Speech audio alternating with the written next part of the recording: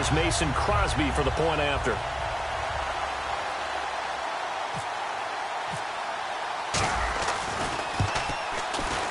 Oh, he missed the PAT. No good on the extra point, so a letdown there, and this will stay a 6-point ball game.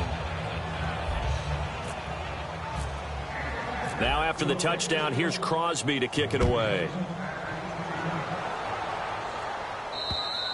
And that'll carry over the back line of the end zone for a touchback. And now Baltimore gets set to take the field. Looked like they had something going last drive. Then the interception happened. Will they recover? The memory they need to keep with them is that they did have something going. They were moving the ball on offense, had a nice sequence going. Don't worry about the other part. You can't get that back. Let's go back to what you were doing well before. I thought you were going to say they need to have no memory, but remember the good part, forget the bad. I like that even better. They come out here in the eye. Trying to shake off the interception. He'll look to throw. He's going to flip that out to the flat. It's complete. It'll be a pickup of just 2, and it'll bring up a second down. I'm going to show my age here a little bit. We used to talk about running backs catching the ball as safety valves. Nowadays, they're a big part of the passing offense. Quit acting like you're so old. You're only 65. It'll be a gain of 6, and it'll be 3rd down. And at his size, he's a smaller back. You can get him to football. He can kind of get lost, make someone miss. It's good for him. Yeah, it's great for him. I like what you said there. Sometimes he gets lost in the traffic a little bit. But get him out in the open field into some space. That plays to his strengths the best and keeps him out of it where all the big boys are. You know, make someone miss in the open field. Escaping the pressure right. And he'll be brought down right at the 45-yard line. Give him 7 on the play, and it'll make it 2nd down. Now, that was not a bad scramble there on 1st down. He didn't force it, nor did he throw it away. He was able to take off, and now he made it a very manageable 2nd and short.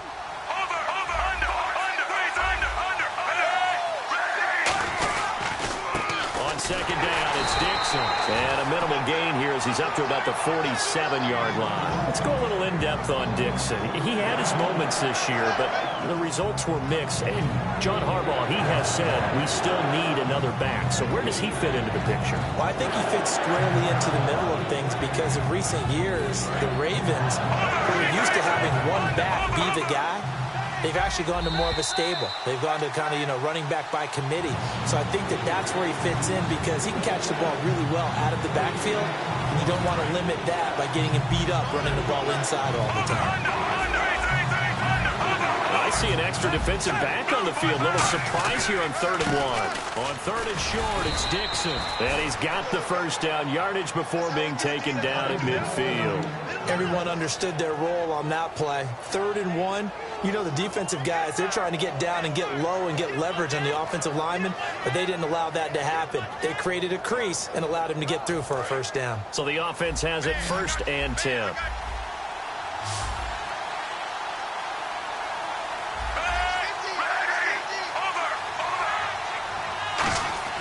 Flacco from midfield. Sideline throw, it's complete. And a nice job there of keeping the toes inbounds. If you're running out route, it's likely you're going to end up near the sideline. And what did we just see there? Toe tap. You got it. The benefits of practice. Toe tapping, foot dragging, picking it up, and making sure it was a catch.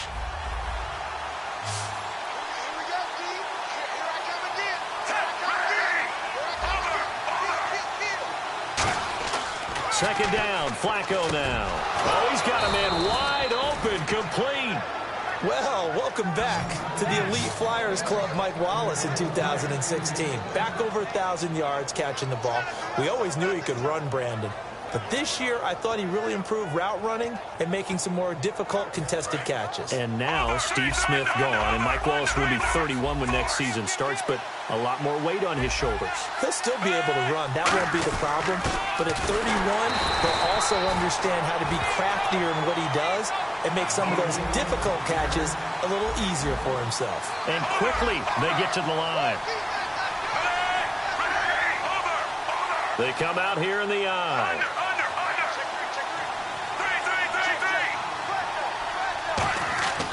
Flacco here on second down. And he's got his man on the out route.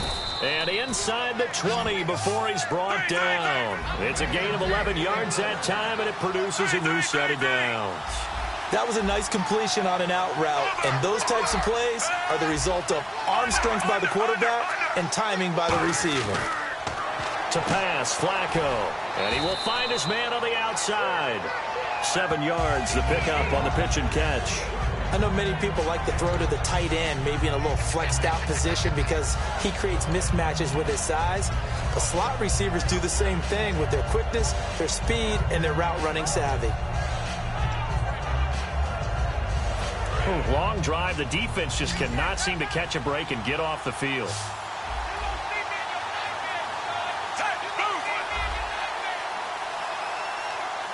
In motion goes the tight end.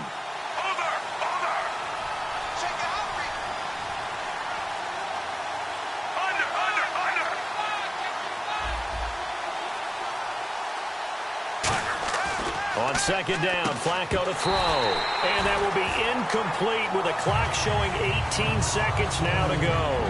We know it's not an easy job to go out and catch passes when people are trying to tackle you and knock the ball away. But the bottom line is, that's a pass he's got to have and a pass he should have caught.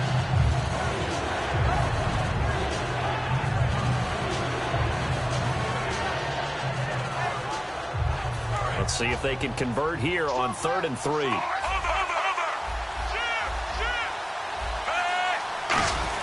They'll try and run for it. This is Juszczyk. And he won't have the touchdown, but he will have the first down as he's tackled at the 2. Now hold everything here. We're going to get a timeout by the offense. So that means they're down to 1 remaining here as we head toward halftime.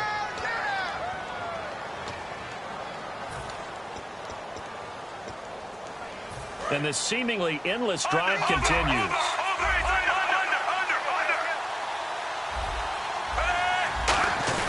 That would give to the big fullback Juszczyk. And just a short gain that time as they're able to get him down. Now whistles come in. We're going to get a timeout here by the offense. And with halftime on the horizon, they'll be out of timeouts from here forward.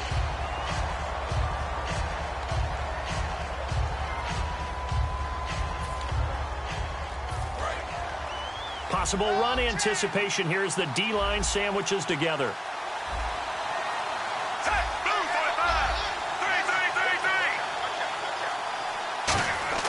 Now it's Flacco. And that one got tipped. Kind of threw everything off. It brings up 3rd. Anytime a ball's thrown in the middle of the field, it's popped up in the air, I expect someone to catch it. Doesn't matter whether it's offense or defense, because there's usually a great amount of bodies in that part of the field. In this case, no one came up with it.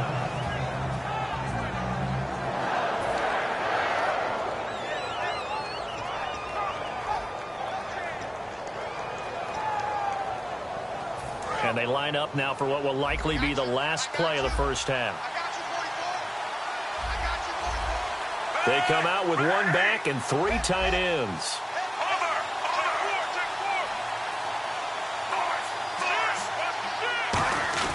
Barring a flag, final play here for Flacco and company. And that is incomplete. 2 seconds left on the clock. And that was a nice play. He knocked it away, but obviously you want the interception in this situation. And now the Packers going to take another timeout. So as they take it over, we step aside.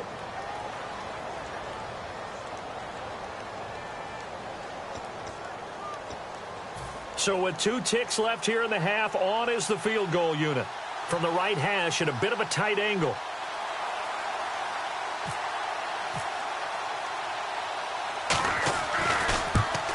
And Tucker's kick right there. It's good. So we've hit intermission. It's halftime. This is the NFL, and it's a presentation of EA Sports.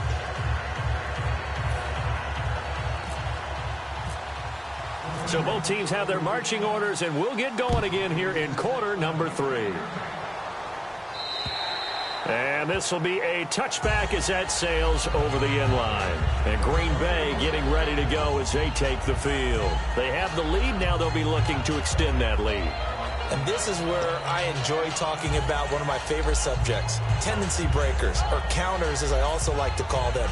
you've done things in a certain way in the first half, and they've had an ability to see what you've done, they're going to make their adjustments. So guess what? You adjust yourself and try and stay ahead of the pace because you are looking for some separation in this ballgame. The adjustment to the adjustment. Without a doubt. Show them one thing, hit them with something else. Sometimes it's hard to believe, but there are times this game is about patience, isn't it? Has had the game he expected, but that run there, that may get him going. I was just going to say, maybe that gives him a little juice because you're right, he struggled, especially in that first half. Yeah, and I know the great ones always think to themselves, just hang in there. I'm just one big carry away from busting this open. That's a good start for him. That's another nice run, and I have to tell you, some of the coaches that I played for, their philosophies were always different when they see a guy running the ball well. Some of them wanted to immediately go to play action and throw it now because it's wide open. While other coaches said, you know something? Until they stop him, that big boy's going to keep getting the football. And that might be the direction that they're going to go right now. Jared Cook, the tight end, was the target. And now it's second down.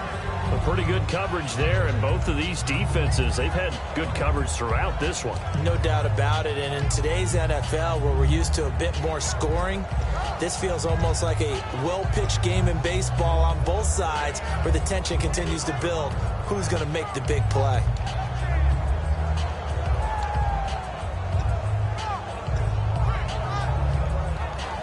So 2nd and 10 here. Time running out here on the play clock. Rodgers again here on 2nd and 10. Caught on the right side by Adams. And he'll get it inside the 40 to the 39. It'll be a pickup of 10 yards.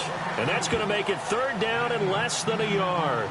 That looked like a pretty good route combination there because you've got to find a way to clear the guy running the drag. Because when you do, you can just put the ball on him and then let him run. Yeah, he's got some space.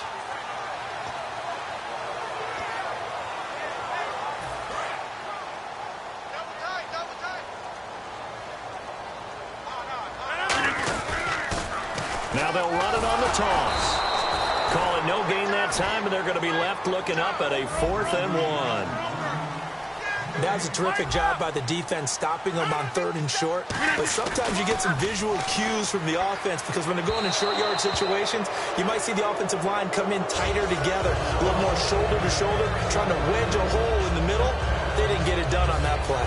Well, you mind if we go off topic for a second? No, you know I like to do that randomly. AFC playoff contenders for this year that didn't make it last season. Who do you have that might get in? Well, I think Cincinnati's got to be considered there. Maybe they'd have an offseason that's calm, and they go into this season and try and get back to the playoffs where they've been perennials. How about Denver? Yeah. Remember last year, they didn't have the quarterback to start. Trevor Siemian played pretty well overall, but maybe they can get solidified there and ride that strong defense right back into the playoffs. I'm going to give you a couple a little bit off the pace. Indianapolis cannot afford to squander Andrew Luck, one of the better young quarterbacks in the game. They've got to get back to the playoffs. And Buffalo, brand new head coach, brand new people running the ball club. Let's see if they can figure it out, because I think defensively they can be awfully strong. Well, clearly one of his advantages as a passer is his height, sit back in the pocket, fired over the middle. That makes things tougher defensively, doesn't it? It really does, because your goal is to move the quarterback off his initial spot when he gets his drop back completed. But when you have that type of height, he can stay in there. If he's willing to take the hits and just fire over the top, which saves him time and actually completes a play a little bit quicker than it normally does for a quarterback has to slide and find open space to throw. Flacco looks to throw, and he's got his man on the out route. 5 yards on the catch there, brings up 2nd down.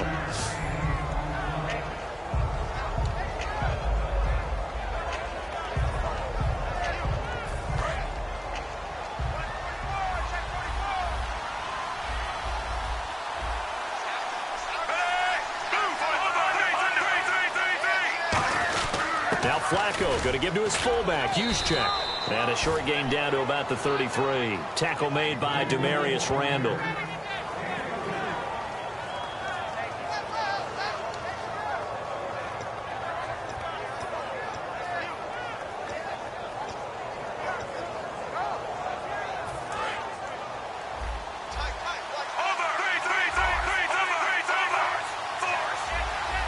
Looks like the Packers have added an extra DB on third down. And he's able to pick up the first down here before he goes down at the 26.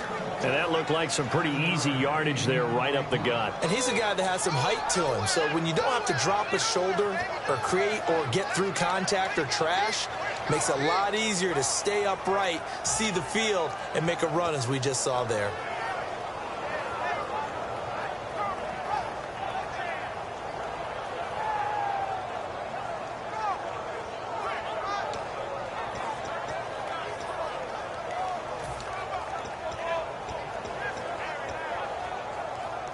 And a new set of downs here after picking up the first on the ground.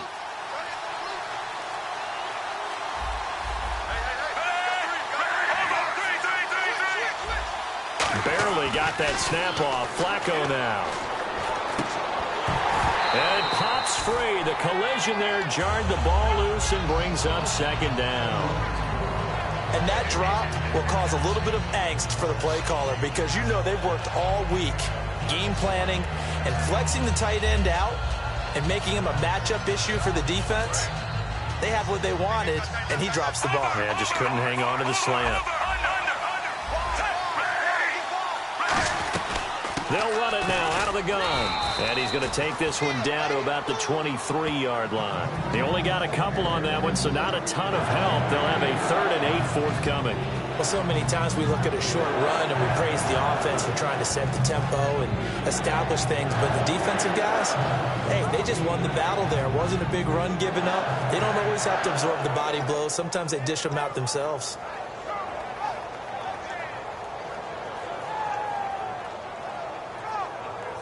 And here comes play number 6 on this drive.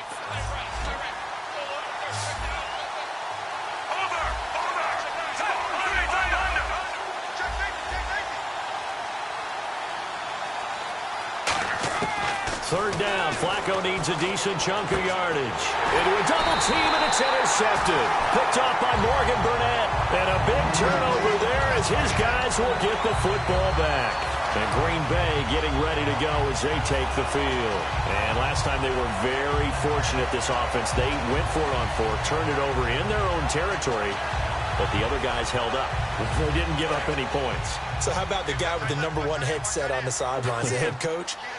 That was planned going into it, not necessarily to not get the first down or to have the defense have to hold He up. trusted his defense. Trusted his defense very much, and I think that's how he's going to play this game. Go for it, be aggressive, because I've got the wild bunch backing me up over here on my own sideline. Now we'll see what his offense can do.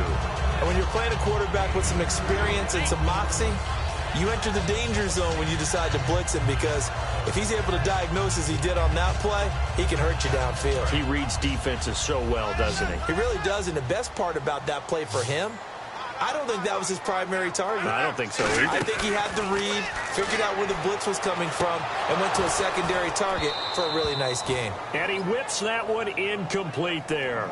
And he still doesn't have a catch. We're into the second half. I think it's a little bit of a surprise to me, but that was one he should have caught. Absolutely. That was his best opportunity right there. He dropped it.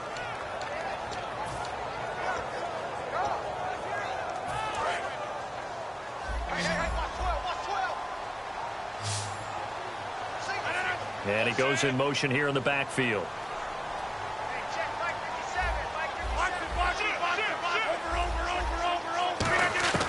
Throwing is Rodgers on third down.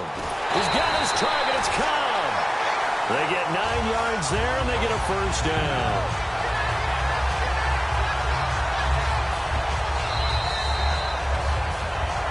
Back now at Lambeau. It's been a very hotly contested game to this point. Just a field goal separating these two teams as we get set for the fourth quarter.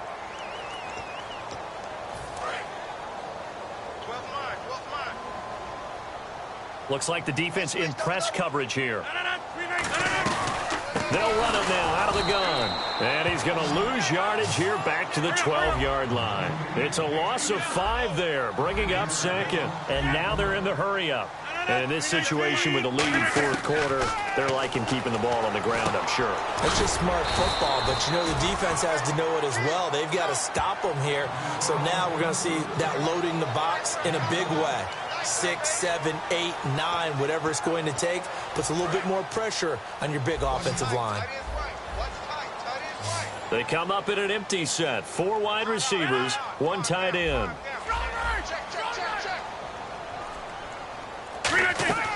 From the gun on 3rd down, Rodgers. And Adams has it, complete. And he's going to have the 1st down at about the 38. He goes for 18 there as the drive will continue. And that pickup of a 1st down, that's going to leave a mark because they really needed to stop them there, didn't they? So frustrating. Defensively, you're a play away from getting that football back here down late. Tough. Now they've got to find a way to create a turnover or takeaway. Otherwise, this one will probably get away from them. It's a gain of 14 there, and it'll give the Packers a 1st down. How many times do we say in this game that speed kills, and it does it in so many different ways? In this case, you got a back who's quick and shifty, can make moves, make people miss, but also gets to and through a hole before it can close down. That's some of the benefits of that speed, not just outrunning people in the secondary, and that led to a really nice game.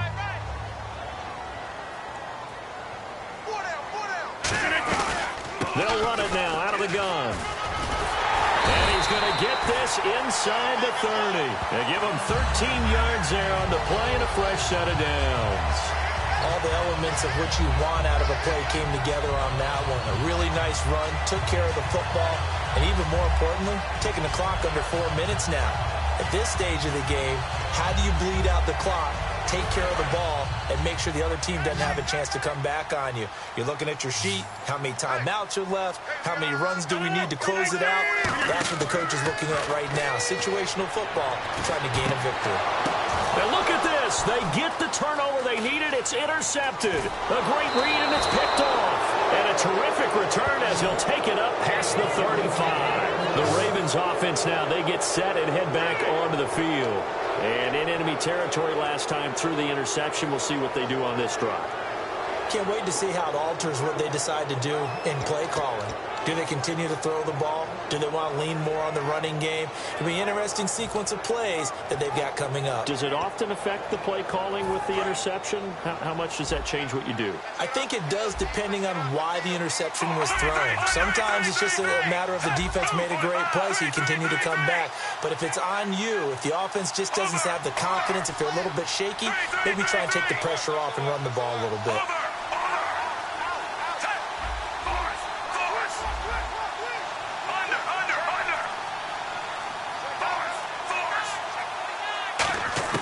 They get the pick. Now what can Flacco do on 1st down? And Steve Smith hauls it in. And he takes this one all the way across midfield into enemy territory down to the 40-yard line. And let's see what the defensive coordinator may have up his sleeve here to try to get this final last stand and win this football game.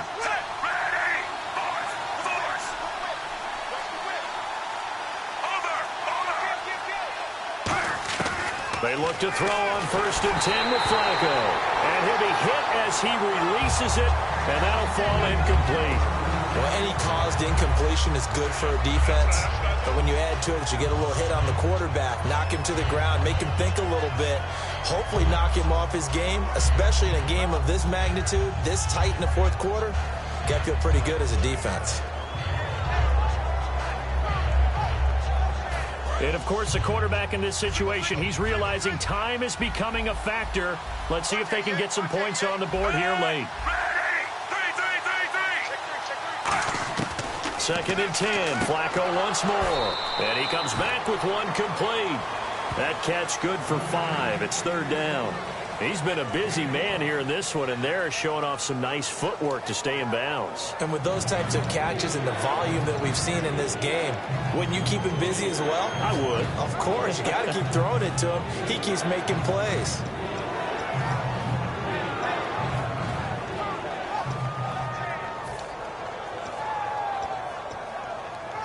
And if the defense can hold here, this ball game is over. And they're thinking more than just holding. They're thinking about a takeaway to finish things off.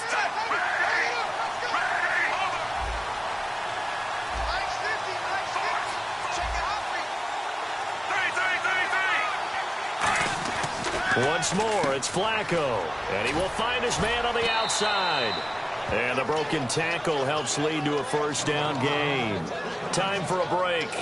We'll come back for the electrifying conclusion after this.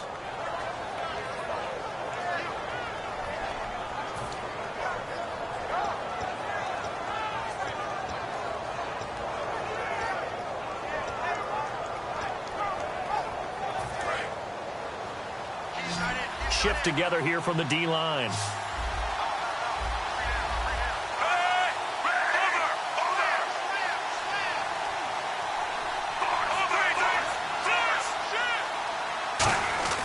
First and 10 here for Flacco. This will be caught inside the 10. And they've got it inside the 10 at the 8. That one goes for 16 yards. It sets them up first and goal.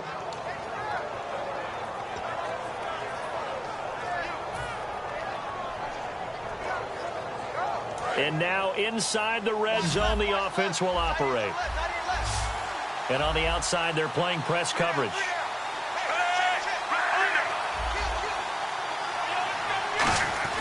He's back to throw. And the tip there altered the ball flight, and it falls incomplete. It'll be second down. So much of this game is about leverage. We always talk about low man wins in the trenches.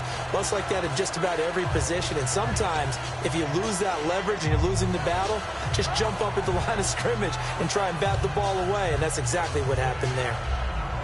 Second down here after the incomplete pass.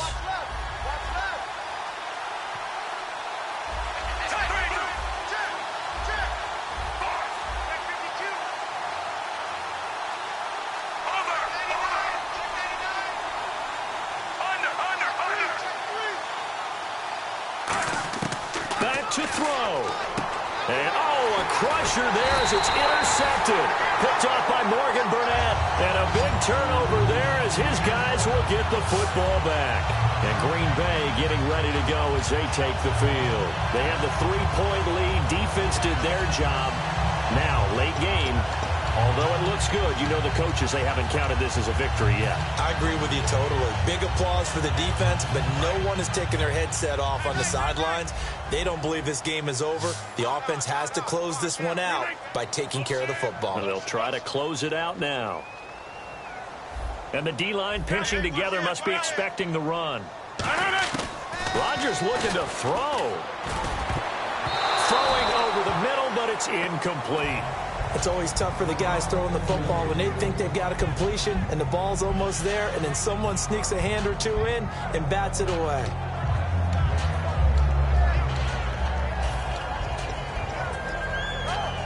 So incomplete on first. Let's see what second down has in store. They come out 5 wide, 3 of them to the right side. So the D-line's going to spread out. Rodgers to throw. And it's hauled in by Jared Cook. And they'll get him down right at around the 11-yard line. Give him 10 yards on the pickup, and that'll bring up what looks to be a 3rd and inches. Can't be more than a half a foot. Well, still in search of the first down after that last completion.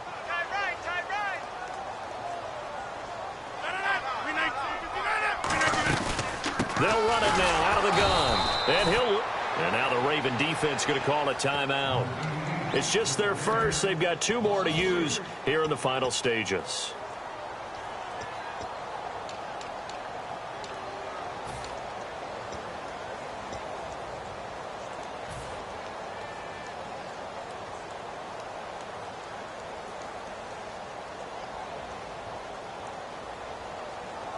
And here's a big one now. Trying to hold this lead. They're going to go for it here on 4th down. Halfback sent in motion. 57 to Mike. 57 to Mike. All right. Watch twist. Watch twist. The Packers go for it. Rodgers finds his target, Montgomery. It's a 4-yard pickup, and they're able to pick up the conversion here on 4th down. And they're going to speed things up here. Possible run anticipation here as the D-line sandwiches together. And he'll go down after. And now the Ravens are going to take another timeout. That'll be their second, so one more chance to stop the clock here. And we'll be back.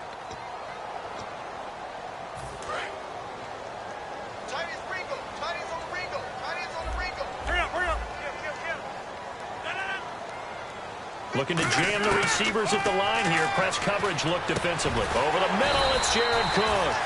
They'll wind up getting 10 back as that sets them up for third down. And play is stopped here. Timeout. It's the defense calling the timeout here. It'll be their third and final timeout, so as they talk things over, we'll step aside. So just 1 yard to go here on third down. Hurry up. Watch out.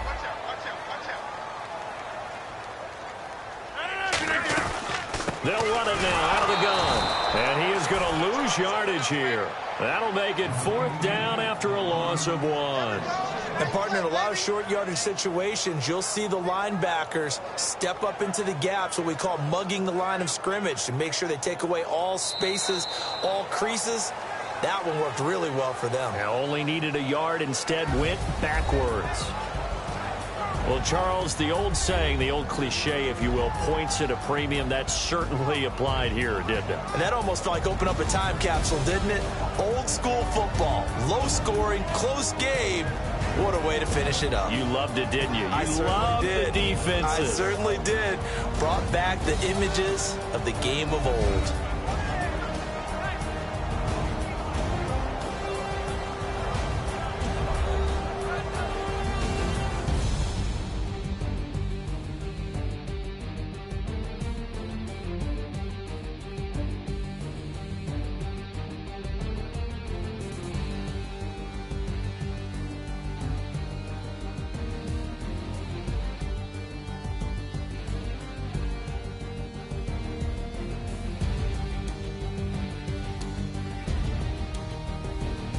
That'll do it for us. For Charles Davis and all our hardworking crew, I'm Brandon Gaudin. You've been watching the NFL on EA Sports. For more, find us on Twitter at EA Madden NFL. The Packers are winners here as we say so long from Lambeau.